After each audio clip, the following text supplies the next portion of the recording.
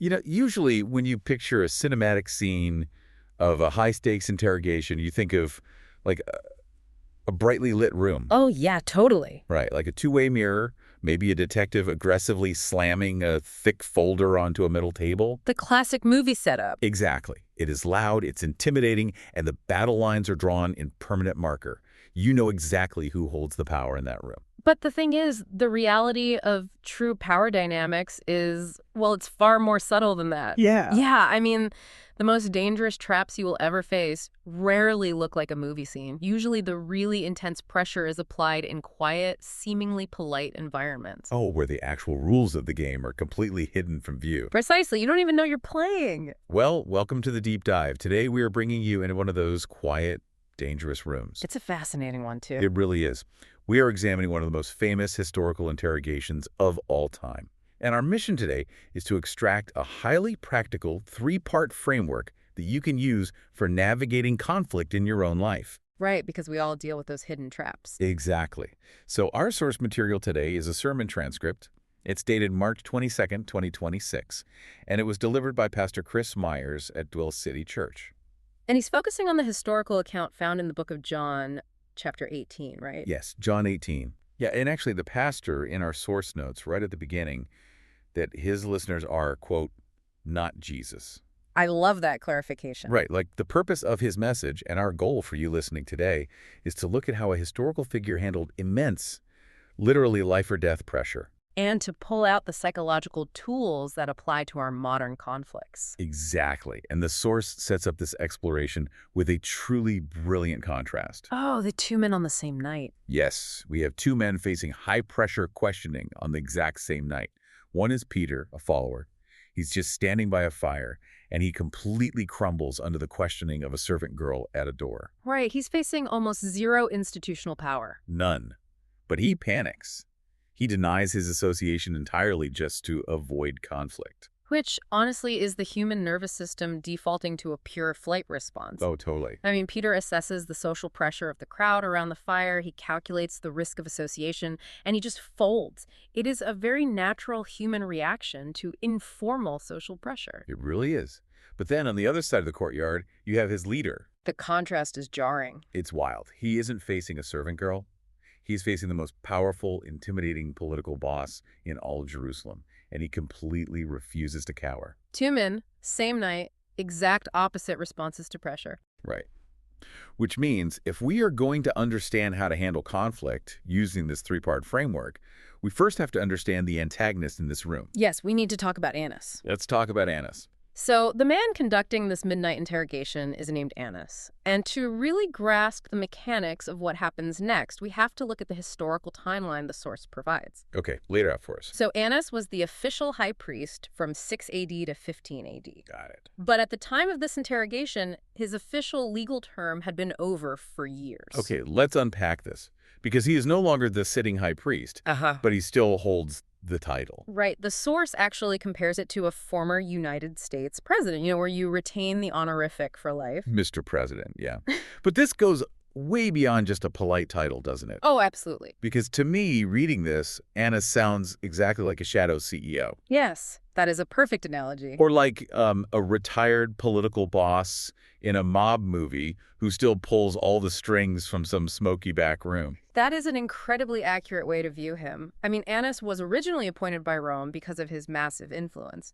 He was sitting at the highly volatile intersection of church and state. Right, which was a dangerous place to be. Extremely. He managed a very delicate, highly lucrative relationship with the Roman Empire.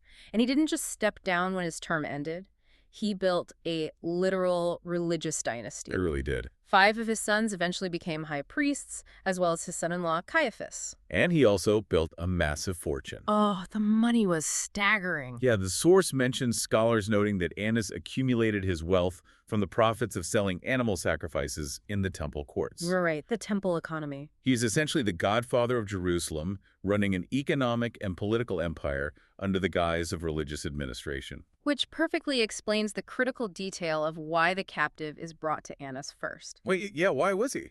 Well, the actual sitting high priest at this moment is his son-in-law, Caiaphas. Right, the official guy. Exactly. By all official legal procedures, the captive should have been taken directly to the acting authority. Bypassing Caiaphas to go to Annas proves this was never about legal procedure. Ah, I see. It was about flexing informal power. It was utilizing Annas's decades of experience to dismantle a perceived threat. Okay, so Annas has the captive in his room. Hmm. And this leads us to the first step of our conflict framework, which is discern the battle. Discern the battle. You have to know what game is actually being played, because the trial taking place in Annas' house is entirely illegal according to Jewish law. Completely illegal. You could not hold a capital case at night. Not at all. No, the stakes were simply too high to allow for tired, rushed, hidden decisions. And critically, you could not force a defendant to incriminate themselves. Like pleading the fifth. Exactly.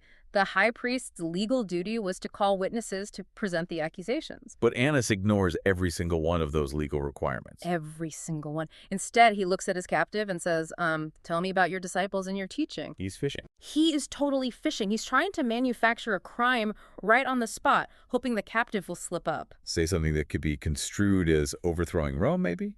Or threatening the temple's lucrative establishment. Which hits Annas' wallet. Okay. Now, I struggle with this specific moment. Really? Why? Well, when I first heard the captive's response, it sounded kind of evasive to me. Okay, tell me more about that. He completely ignores the part about his disciples. I mean, presumably to protect them, right? But instead, he points out the illegality of the question itself. Right. He says, I have spoken openly to the world. Why do you ask me? Ask those who heard me. Yeah. Now, in a modern context, if you ignore a direct question from your boss or a public official, you just look guilty or insubordinate. That's a fair point. So how does ignoring the question give you a strategic advantage without destroying your own credibility? That right there is the core of discerning the battle. You have to recognize when a question is not a request for information, but a weaponized trap. A weaponized trap. The pastor in the source material uses a very vivid analogy here. He compares Annas' tactic to modern congressional hearings on C-SPAN. Oh, yes. I love this part. It's so good. Politicians will frequently bring in a witness and ask a gotcha question, like demanding they state their public salary for the record. Right. And the politician already knows the salary. Exactly. The public can look it up. The entire mechanism of that trap relies on getting a soundbite of the person saying a massive number on camera. To make them look bad. Yeah, it creates an anchoring bias for the audience, Yeah. framing the witnesses out of touch. Precisely. It forces the respondent into a defensive posture. If you answer the question directly, you validate the premise of the trap. You fall right into it. The smartest witnesses on C-SPAN don't blurt out the number. They state calmly that their salary is a matter of public record. They refuse to play a rigged game. Oh, wow. So what the captive does here is a masterclass in legal defense. It really is. He isn't being evasive at all. He is calmly stating his legal rights and exposing the corruption of the proceeding. So he is calling out the fact that Annas is breaking his own laws. But what is the underlying reason Annas resorts to this illegal fishing expedition in the first place? Well, what's fascinating here is the sheer desperation behind Annas' strategy. Desperation. From the godfather of Jerusalem. Yes. He is trying to force a self-incrimination because he simply couldn't find any credible witnesses. Oh, wow. The source points out that the captive was incredibly popular with the common people. The only people threatened by his teachings were the establishment leaders whose pockets were being lined by the temple system. So Annas is backed into a corner. Exactly. Discerning the battle meant realizing that answering the question directly would have been stepping into a snare. The captive knew Annas wasn't looking for the truth. Right. So step one is recognizing the hidden game. But, you know, when powerful people lose the intellectual battle and their psychological traps fail, they rarely just apologize and give up. Oh, never. They escalate. They escalate. Which leads us to step two of the framework. Declare the truth under pressure. Yes. Because when corrupt authority loses the battle of wits, it invariably turns to the only tool it has left, physical intimidation. And it happens so fast. It really does. The moment the captive points out the illegality of the proceeding, the facade of a polite judicial inquiry drops entirely. Just vanishes. An unnamed officer standing nearby physically strikes the captive in the face, saying, "Is that how you answer the high priest?" It is a shocking and immediate escalation from verbal sparring to physical violence. And I think we need to bring back that contrast with Peter here. Oh, absolutely. Because Earlier that exact same night, when the soldiers came to arrest his leader, Peter pulled out a sword and actually cut off a man's ear. Yes, Peter's default psychological instinct when pressured was violent retaliation. Right. But the leader reprimanded Peter for that violence and actually healed the man's ear. He completely rejected physical retaliation. He did. Now, compare that to how Annas, the highest religious authority, responds to violence occurring inside his own court. The contrast is mind-blowing. Here's where it gets really interesting.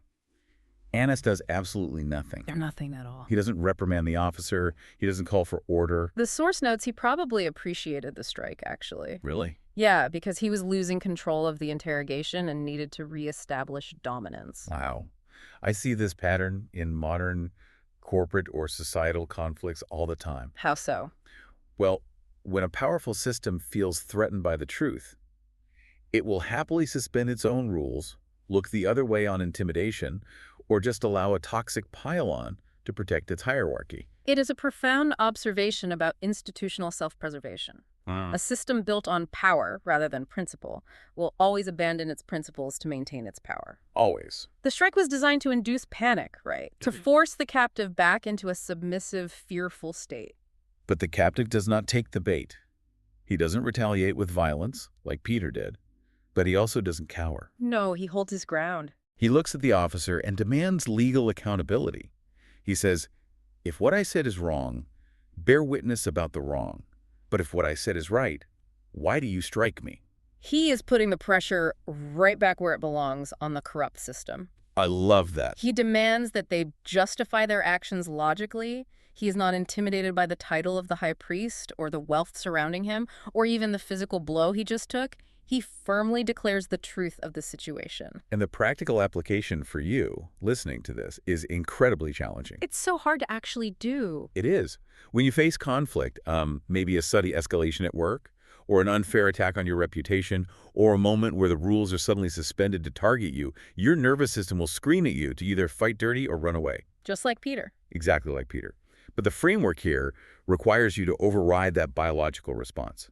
Do not get distracted by the slap. That is such a key point. Do not let the sudden escalation pull you off course. Stay focused on the truth of the matter, and do not be intimidated by the titles in the room. And if we connect this to the bigger picture, achieving that level of calm requires a tremendous amount of internal security. What do you mean by that? Well, you can only declare the truth under pressure if you are entirely free from the need for approval from the people pressuring you. Oh, wow. Yeah. Annis's entire worldview, his wealth, his identity, it was all built on preserving his status in that room. But the captive's worldview was built on a foundation entirely outside of Annis's control.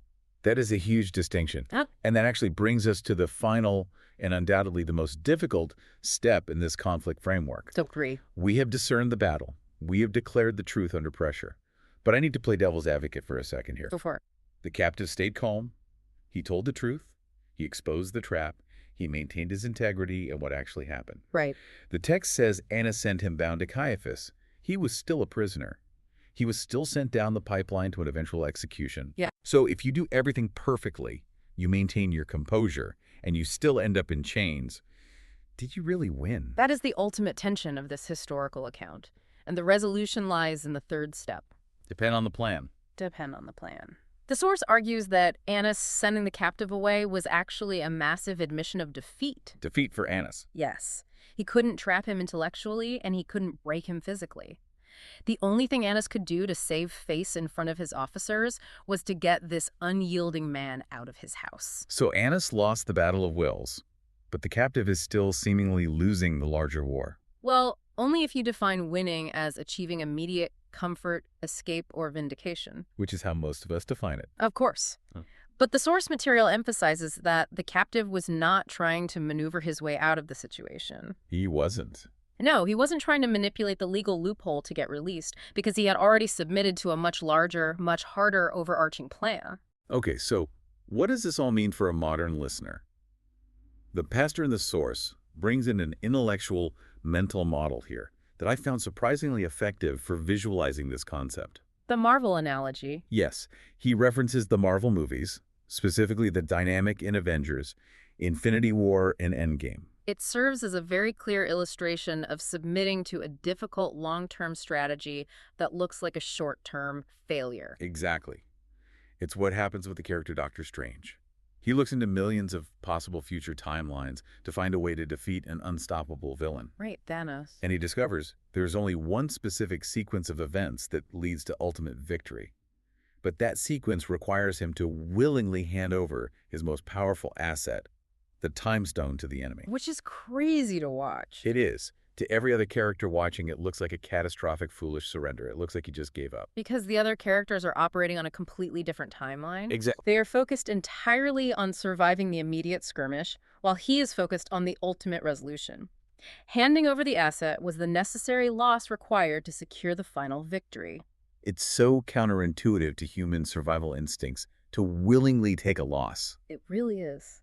But to the outside observer in Jerusalem, the captive looks like a helpless victim being bounced from one corrupt official to another. Just losing over and over. Right. But in reality, he is operating on a timeline they cannot comprehend. He willingly walks a path that looks like absolute defeat because he knows it is the only way to achieve the ultimate goal. He is depending on a plan that is infinitely bigger than Annis's living room. But how do you actually train yourself to do that? I mean, when you are in the middle of a career-ending conflict, how do you depend on the plan when your brain is telling you to panic? Well, it requires a fundamental shift in how you measure success. Okay. As the source points out, most of us will never face an ancient Roman capital trial, thankfully. But we will face moments of intense reputational damage. We will face immense cultural pressure to water down our convictions just to make the tension stop. Oh, constantly. The temptation, when that heat gets turned up, is to use our words to slip out of the discomfort, to be savvy, and to just tell the room what it wants to hear. We want to manipulate the variables so we can walk away clean.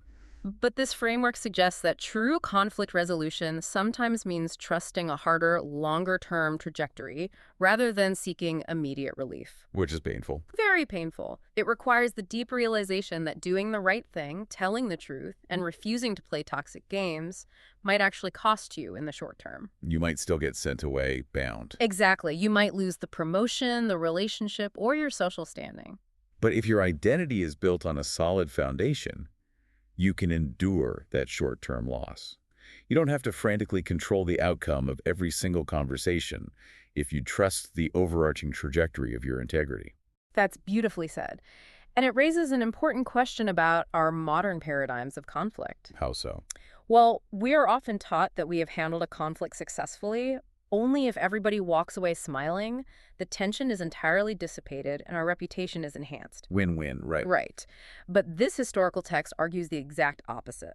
Sometimes, handling conflict perfectly means the tension remains, your opponent is deeply frustrated, and you face severe, unfair consequences, but your integrity remains entirely intact. Wow. That is a complete paradigm shift for how we view human interaction. It really is. Well, let's synthesize this journey for everyone listening. Sounds good. We started by decoding the political mafia of first-century Jerusalem, exposing how informal power operates in the shadows and bypasses formal rules. The shadow CEO? Right. And we uncovered the first step of our framework, how to discern the real battle by spotting gotcha traps, rather than validating them with defensive answers. Like the C-SPAN hearings. Exactly.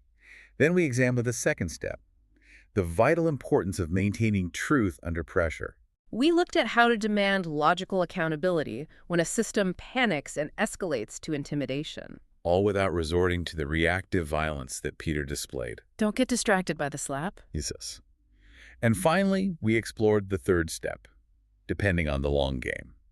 We looked at the profound psychological strength required to accept a short-term, seemingly catastrophic loss in order to protect your ultimate integrity. It is a highly demanding but incredibly robust framework for navigating the hardest moments of our lives. It is a framework that challenges our deepest instincts, and it leaves us with a final, lingering thought to explore. Yeah, I've been thinking about this. We have seen how a powerful system, Annis's religious and economic empire, completely refused to play by its own written rules the second its wealth and influence were threatened. They just threw the rulebook out the window. Completely. And when we recognize that historical pattern, how does it change the way we view modern whistleblowers and disruptors today? Oh, that's interesting. Right. If the unvarnished truth makes an establishment angry, and that establishment responds by breaking its own rules to silence the threat, Is the resulting conflict actually a sign that you are on the right track? It really makes you rethink every polite, quiet room where the rules are suddenly suspended. It definitely does. Well, thank you so much for joining us on this deep dive. Keep questioning the systems around you, keep looking for the real battle, and we will catch you next time.